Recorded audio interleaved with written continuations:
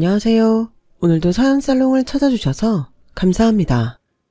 저는 결혼을 앞두고 있던 예비 신부였어요. 푸른솔 좋아하다 보니 벚꽃마저 좋다던 시구절처럼 사랑에 빠져있던 예랑과 저는 다른 시댁 식구들한테 정성을 다했어요. 예랑과 한 배에서 나왔는데도 달라도 너무 다른 시누이에 나이값도 못하는 시부모까지 처음 예비 시댁 식구들을 보고는 멘붕에 빠졌더랬어요. 이런 사람들과 어떻게 앞으로 얼굴 보고 살까 생각하니 아찔했거든요. 안 좋은 예감은 틀리지 않는다고 시간이 갈수록 내가 발을 잘못 들였다는 걸 깨닫게 되었죠. 이거는 해서는 안 되는 결혼이었거든요. 예랑과 제가 만난 건 그러니까 3년 전 제가 막 사원딱지를 떼고 대리로 승진하던 때였어요. 승진 축하를 하려고 회사 근처 술집에 자리를 잡았는데 하필 거기서 작은 실랑이가 벌어졌지 뭐예요. 저희 부서 직원이 술이 과해서 옆자리 여자 손님 옷에 술을 쏟았는데 피해를 당한 여자분이 분풀이로 저희 직원 얼굴에 술을 끼얹으면서 일이 크게 번지게 된 거였죠. 제 승진 축하 자리에서 벌어진 일이라 제가 나서서 상황을 정리했고 상대편 역시 동행한 남자분이 나서서 여자를 진정시키기에 바빴어요. 결국 화가 난 여자는 자리를 박차고 나가고 말았죠. 그런데 동행인 남자가 따라 나갈 생각은 않고 빙그레 웃으며 제게 그러지 뭐예요. 덕분에 소개팅 깰 명분이 생겼네요. 감사 인사 겸 제가 술 사도 될까요? 사실 원치 않는 소개팅 자리였어요. 저희 회사 부장님 부탁이라서 거절도 못하고 나왔는데 저랑은 안 맞는 사람이었거든요. 어떻게 거절하나 고민하던 차에 그쪽에서 이렇게 상황 정리를 해줬으니 저도 보답을 해야죠. 저랑 술 한잔 하시죠. 생각지 못한 제안에 잠시 머뭇거리긴 했지만 싫지는 않더라고요. 어차피 저희 쪽도 술판이 깨진 터라 자리를 옮겨 가볍게 한 잔 더 하는 것도 나쁘지 않을 것 같았거든요. 상대 남자도 마음에 들었고요. 그렇게 성사된 술자리에서 시작된 만남은 얼마 지나지 않아 연인 사이로 변하게 되었고 3년이나 연애를 하게 되었어요. 그러다 결혼 얘기가 나오게 된 건 지난해 초였어요. 우리 둘 다 30을 넘긴 나이라서 양가 부모님들은 결혼 얘기가 나오자 환영하는 분위기였어요. 얘랑도 저도 안정된 직장에 다니며 적지 않은 연봉을 받고 있는 터라 양가에서 딱히 반대할 이유도 없었죠. 어차피 부모님들께 손 안 벌리고 우리 힘으로 시작할 생각이었던지라 신혼집이며 혼수, 예당 걱정도 하지 않고 있었고요. 요즘 대부분 예비 부부들이 그렇듯 저희도 결혼 비용을 반반 부담해서 진행할 생각이었거든요. 우리 나름대로는 결혼에 대비해 꽤 준비가 됐다고 생각해서 양가 부모님 허락만 받으면 되겠다고 생각했어요. 어디까지나 형식적인 차원이었죠. 그런데 세상 일은 계획한 대로 되지 않더라고요. 적어도 일륜주 대사라고 하는 결혼은 말이죠. 지금껏 우리 둘 다 실패 없는 인생을 살아와서 결혼 역시 쉽게 생각했던 모양이었어요. 얘랑도 저도 어릴 때부터 공부 꽤나 한다는 소리 들어가며 상위권 대학에 들어가 큰 어려움 없이 대기업에 입사했으니 고생에 대해 뭘 알겠어요. 결혼도 우리 계획대로 진행되리라 당연히 생각해 왔던 거죠. 그러다 암초를 만나게 된 거고요. 얘랑을 따라 예비 시부모님을 만나러 간 날, 저는 처음으로 얘랑이 낯설게 느껴졌어요. 제가 알고 있던 평소 얘랑과는 너무도 어울리지 않는 사람들이 제 눈앞에 나타났으니까요. 통상적으로 시댁 식구들과 첫 만남을 가질 때는 시댁이나 조용한 식당에서 하기 마련인데 예비 시부모님께서는 당신들이 하시는 식당으로 저를 부르셨어요. 칸막이가 있는 조용한 식당이 아니라 옆자리 손님과 어깨가 닿을 만큼 따닥따닥 놓인 테이블로 꽉 채워진 식당이었어요. 게다가 손님이 어찌나 많은지 식당 내부는 옆자리 사람 말소리도 제대로 들리지 않을 정도로 시끄럽더라고요. 이런 데서 어떻게 첫인사를 받으려고 그러나 싶던 그때 예비 시어머니가 제게 앞치마를 던져주셨어요. 뭘 그렇게 멀뚱거리고 있어? 손님들 쏟아져 들어오는데 일단 테이블부터 치워라. 컵이랑 숟가락 젓가락은 따로 분리해서 저기 개수대에서 따로 씻고. 뭘 꿈을 대? 빨리빨리 안 움직이고? 너무도 당연한데 토통을 치셔서 저도 모르게 몸부터 움직였어요. 잘 보이려고 한껏 꾸미고 간 옷에 김치 국물이며 반찬이 묻어서 엉망이 된 데다 하도 정신없이 뛰어다니며 일을 해서 온몸은 땀으로 범벅이 되고 말았죠. 점심시간이 지나자 썰물 빠지듯 손님들이 나갔고 식당은 언제 그랬냐는 듯 텅 비어버렸어요. 그제야 예비 시어머니는 저를 불러 자리에 앉히셨어요. 예비 시아버지는 뒤늦게 가게로 들어오셨고요. 땀에 화장도 지워지고 옷은 엉망이 된 저는 만신창이가 된 모습으로 예비 시부모님 앞에 앉았고 그런 저를 예비 시부모님이 뚫어져라 바라보셨어요. 처음에 말을 건 사람은 어머님이셨어요. 그래, 대기업에 다닌다고? 네. 부모님은 시골에 사신다고 하던데 개천에서 욕났구나? 들어보니 자동차 정비소 한다던데 그거에서 먹고 살만은 하겠니? 정비소도 하시지만 다른 일도 하고 계셔서 걱정 안 하셔도 됩니다. 내가 뭐하러 니네 집 먹고 사는 거 걱정을 하겠니? 나중에라도 사위 덕 보고 살겠다 달려들까봐 그러는 거지. 그러자 예비 시아버지도 한마디 거들었어요. 이 사람이 초면에 야박하게 굴긴 자동차 정비소 하면 기술은 있을 거 아냐. 정 안 되면 우리 식당 주차장 발레 파킹이라도 하라 그러면 되지. 예, 네 시어머니 얘기 너무 서운하게 생각 마라. 원래 있는 집에선 다들 남들이 자기 재산 노리지 않나 눈을 부릅뜨고 지켜보기 마련이거든. 설마 네 친정에서 우리 집 재산에 눈독 들이겠니? 안 그러니? 어머, 이 좀 봐. 며느리 사랑은 시아버지라더니 벌써부터 며느리 편을 들고 그러시네. 암튼 네 친정에서 우리 집 재산에 눈독만 들이지 않는다면 이 결혼 허락해주마. 결혼 허락을 받고 식당을 나오는데 기분이 안 좋더라고요. 마치 저희 집이 당신들 돈을 호시탐탐 노리고 있는 것처럼 말하잖아요. 물론 저희 집이 재벌급은 아니지만 그래도 지금껏 살면서 돈 때문에 힘든 적은 없이 살아왔거든요. 그런데 이런 대접을 받더니 정말 어이가 없었죠. 그래서 혹시 얘랑이 집에다 저희 집 형편이 어렵다고 얘기한 게 아닐까 해서 물어봤어요. 자기야, 혹시 자기 부모님께 우리 집 형편이 어렵다고 말한 적 있어? 아니 왜? 자기네 집 요즘 어려워? 그게 아니라 자기 부모님이 말씀하시는 게 좀 그렇잖아. 꼭 우리 집에서 자기네 재산 보고 덤벼드는 것처럼 그러시는 게 말이야. 에이, 그런 거라면 신경 꺼. 우리 부모님이 워낙 없이 살아오셔서 돈에 대한 집착이 좀 강하시거든. 나 어렸을 때만 해도 지방 경조서에 친척들이 우리는 쏙 빼고 부르곤 했었어. 그때 돈 때문에 우리 부모님이 마음의 상처를 많이 받으셨거든. 그러다 우리 집이 좀 살게 되니까 그동안 연락 끊고 살던 친척들이 너나 할 거 없이 돈 좀 뜯어가겠다고 달려든 통에 몇 번 난리가 났었거든. 그래서 돈 문제라면 아직도 정색을 하고 사셔. 그놈의 돈은 있으나 없으나 사람 피곤하게 하더라고. 마음 상했다면 내가 사과할게.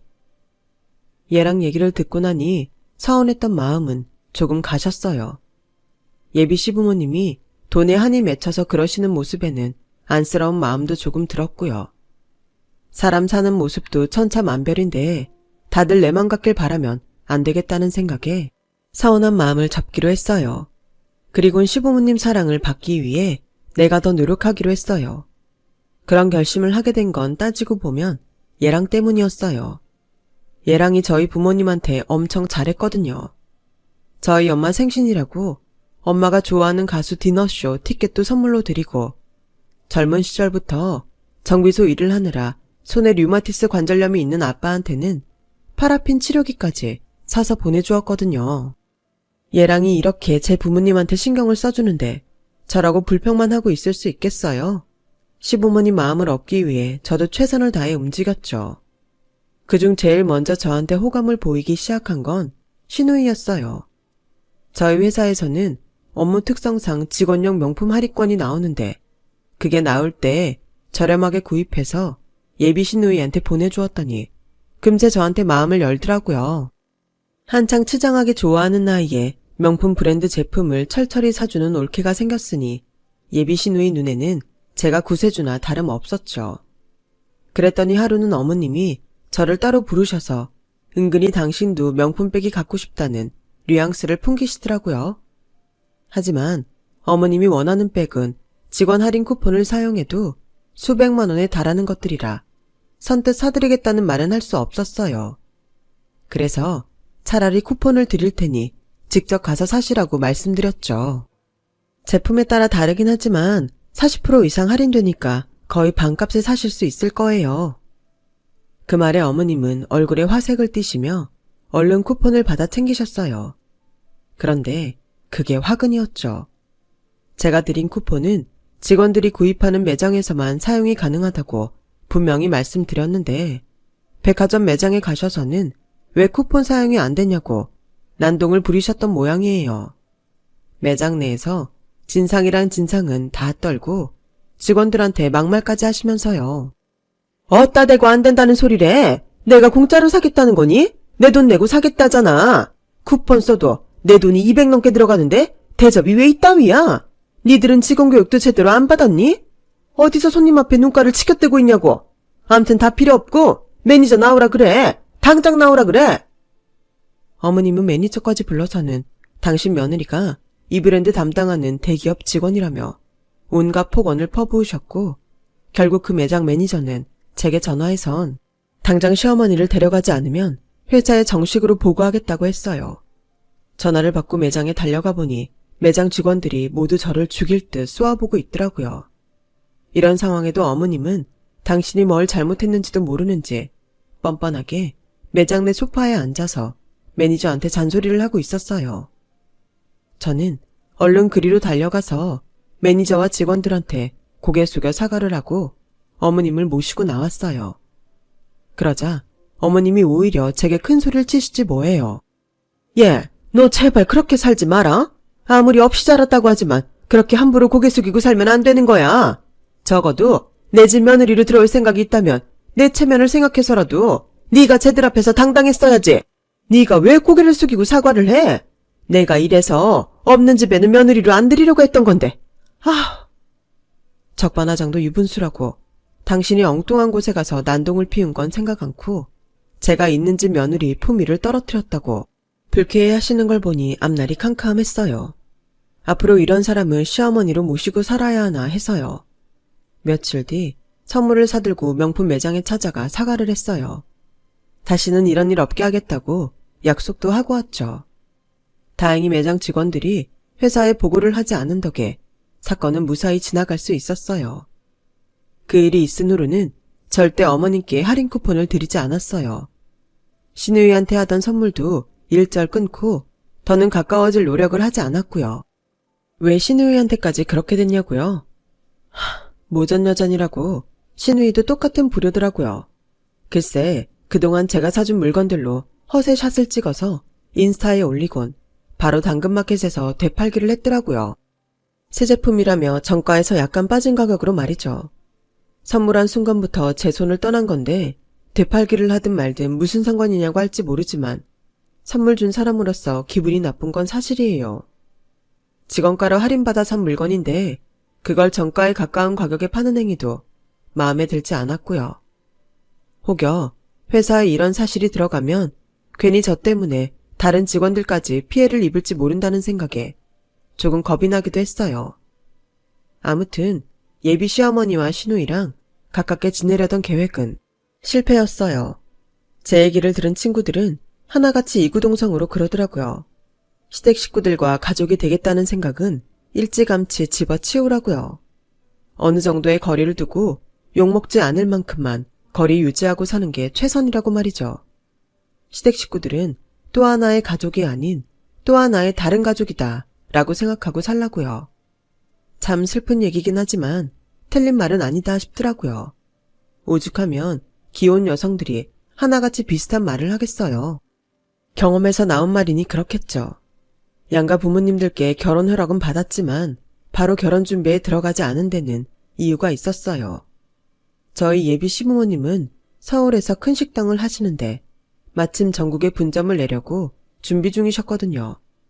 그걸 마무리하고 결혼식을 치르자고 하셔서 식을 미루고 있었어요. 하지만 막상 지방 분점을 내려니 지역 선정하는데 어려움이 있었어요.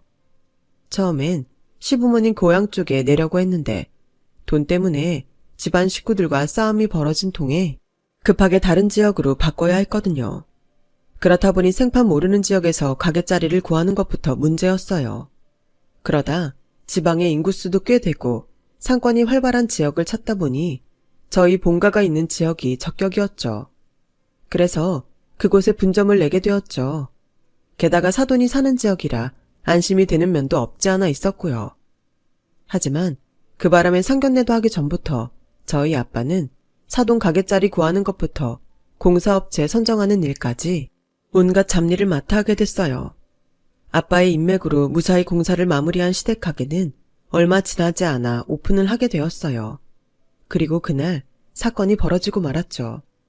분점 오픈을 앞두고 면장님과 지역 유지들을 식당으로 불러 식사 대접을 하기로 했는데 면장님이 급한 일로 먼데 나와 있어서 못 온다고 연락이 온 거예요. 그러자 아버님이 다시 전화해 계신 곳으로 차를 보낼 테니 늦더라도 참석해 달라고 하셨어요. 그렇게 어렵게 약속은 잡았는데 마침 운전할 사람이 없는 거예요. 저희 아버님은 몇 번의 음주운전으로 이미 면허 취소가 된 상황이었고 얘랑과 저는 아직 도착도 못한 상태고 유일하게 면허증이 있는 어머님은 주방 일을 하셔야 해서 그 자리를 비울 수가 없었던 거죠. 그러게 기사는 왜 내보내서 이런 날 운전할 사람도 없게 해요. 하여간 그놈의 성질머리 하곤. 이 여편네야, 내가 이렇게 될 줄 알았어? 안 그래도 머리 복잡한데 옆에서 쫑알대지 마. 이거 사람 미치겠네. 그렇다고 내가 운전할 수도 없고.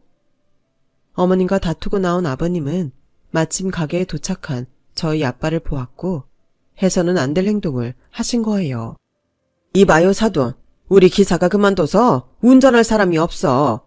그러니까 사돈이 내 차 좀 몰아요. 내가 주소 찍어줄 테니까 거기 가서 면장님 내외 좀 모시고 오라고. 그리고는 탁자에 차키를 툭 던졌어요. 아 얼른 안 가고 멀뚱멀뚱 서서 뭐해요. 자동차 정비공이니 운전은 할 줄 알 거 아냐. 왜? 수고비 달라고 그러는 거요? 예쏘 수고비. 그리고는 저희 아빠 앞에 10,000원짜리 한 장을 던졌어요.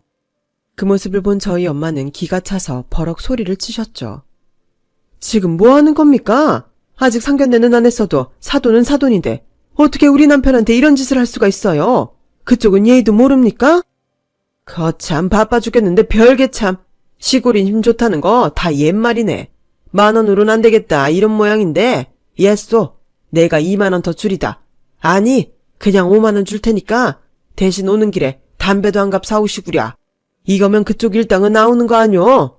그러니까 꿈을 대지 말고 빨리 가라고. 그때였어요. 군수님과 동네 이장님 그리고 지역 유지들이 다가왔죠. 그리고는 저희 아빠한테 깍듯하게 고개 숙여 인사를 했어요.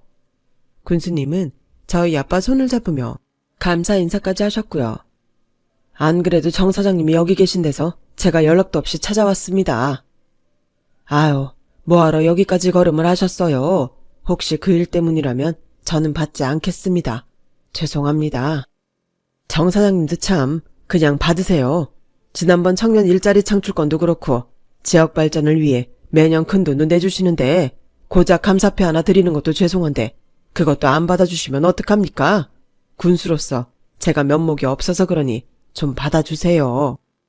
그 모습에 예비 시아버지는 불편한 기색을 보였어요. 엄연히 오늘 주인공은 자신인데 군수가 자기를 제쳐두고 시골에서 자동차 정비소를 하는 사돈한테 먼저 인사를 하니 왜 안 그렇겠어요. 보다 못한 예비 시아버지는 사람들 틈을 헤집고 들어가 얼른 군수님 손을 뺏어 잡으며 말했어요. 아니 군수님, 고작 자동차 정비소 하나 가지고 있는 사람한테 무슨 감사패까지 수여하십니까? 그리고 사돈, 준다면 감사히 넙죽 받을 일이지 뭘 그렇게 튕깁니까? 하여간 없이 사는 주제에 뭔 똥배짱은 튕기라 몰라. 이럴 땐 그냥 고맙습니다 하고 받는 겁니다. 하긴 그런 걸 받아 봤어야 알지. 그러자 군수님이 얼굴을 붉히며 버럭 소리치셨어요. 당신 뭐하는 사람인데 남이 말하는데 끼어들어 이럽니까? 그리고 댁이 뭔데 정 사장님한테 이런 무례를 범하냐고요. 내가 비록 군수기는 하지만 정 사장님 고등학교 2년 후배입니다. 제가 제일 존경하는 선배이자 이 지역 발전을 위해 사비까지 털어가며 좋은 일 하시는 사업가신데 댁이 뭐라고 그따위 망발을 하냐고요. 당장 사과하세요. 서슬퍼런 군수님의 호통에 결국 예비 시아버지는 귀까지 빨개졌고 주위 분위기에 밀려 저희 아빠한테 고개를 숙였어요. 예비 시댁에서 그렇게 만만하게 보던 저희 아빠는 지역 유지 중 한 분이세요.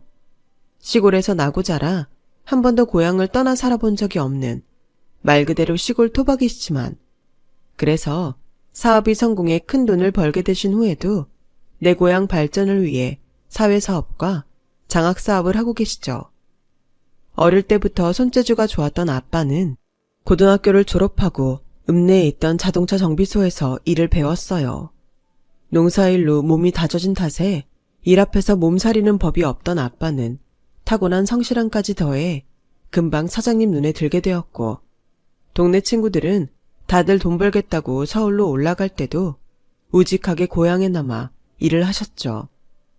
그러다 군대에 다녀온 뒤로는 저희 큰아빠와 함께 정비소를 인수해서 정비소 운영을 하시다가 운수사업으로 사업을 확장하셨고 사업체가 너무 커지자 현재는 형제들이 지역별로 나눠서 운영하고 계세요.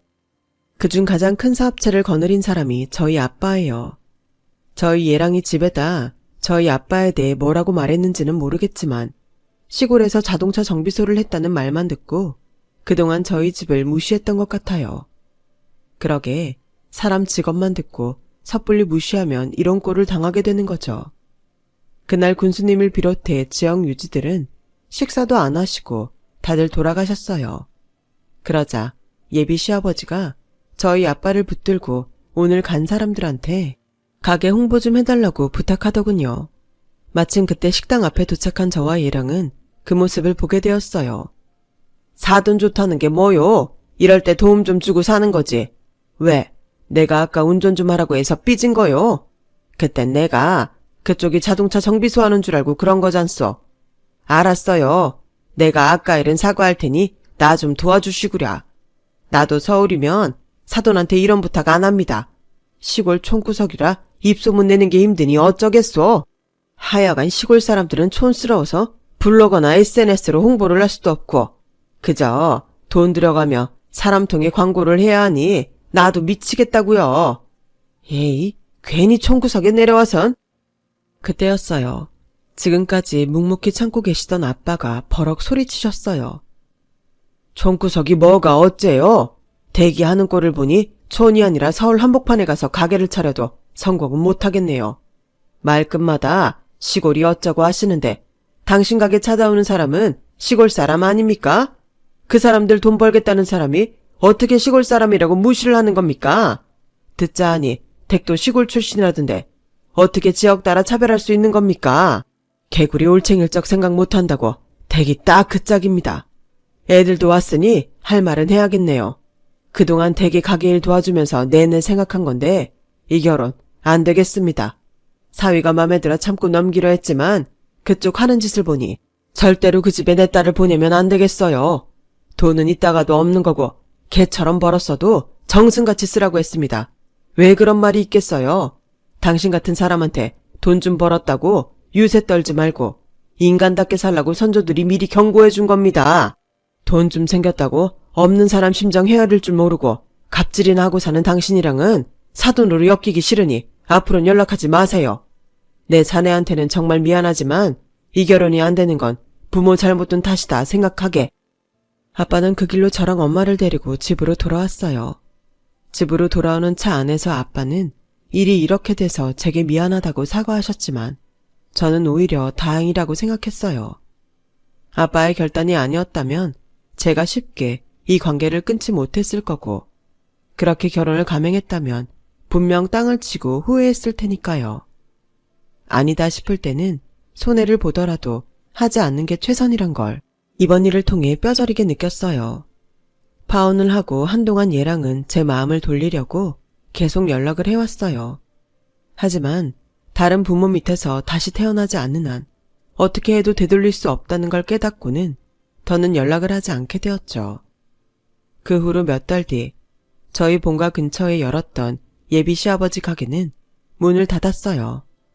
안 좋은 입소문이 퍼진 터라 가게는 파리만 날렸고 더는 손해를 감당할 수 없어서 결국 폐업 신고를 하게 된 거죠. 문제는 서울 가게였어요. 그동안 줄을 서서 손님들이 들어오던 가게였지만 주 재료인 한우의 원산지가 수입산이었다는 사실이 알려지자 사람들 발걸음이 끊어져 버렸거든요. 수입산 소고기를 사용한다는 걸 인터넷에 고발한 사람은 다름 아닌 아버님의 전 운전기사였어요. 그동안 아버님한테 온갖 갑질을 당하면서도 식구들 먹여 살릴 생각에 꾹 참아왔는데 말도 안 되는 덤탱이를 씌워 퇴직금까지 안 주고 내보내자 복수를 하게 된 거였죠.